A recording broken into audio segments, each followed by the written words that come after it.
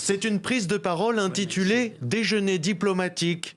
Le président rwandais Paul Kagame s'en prend à son homologue congolais Félix Tshisekedi.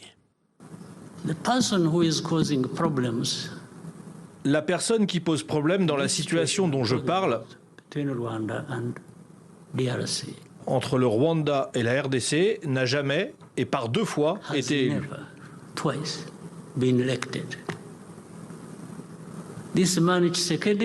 Cet homme, Tshisekedi, n'a jamais été élu en premier. Il ne l'a pas été du tout. Et vous le savez.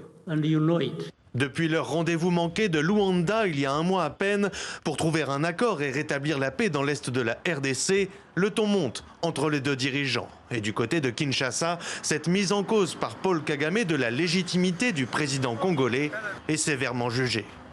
De la même manière, il s'autoproclame président de la République du Rwanda avec 99,99%. C'est de cette même manière qu'il vient encore aujourd'hui de s'autoproclamer président de la Commission électorale nationale indépendante de la République démocratique du Congo.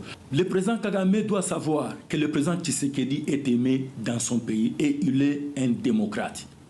Il n'est pas un dictateur qui pense que être un leader, il faut être un sanguinaire, pilleur et menteur.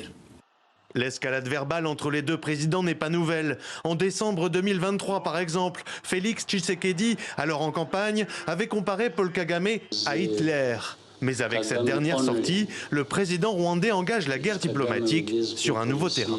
Ce qui est étonnant, il faut dire, de la part de Paul Kagame, étant donné que les élections au Rwanda sont en général critiquées pour ne pas être libres, transparentes et pour être finalement des élections de façade, c'est assez étonnant de le voir porter des accusations plutôt sur ce côté-là.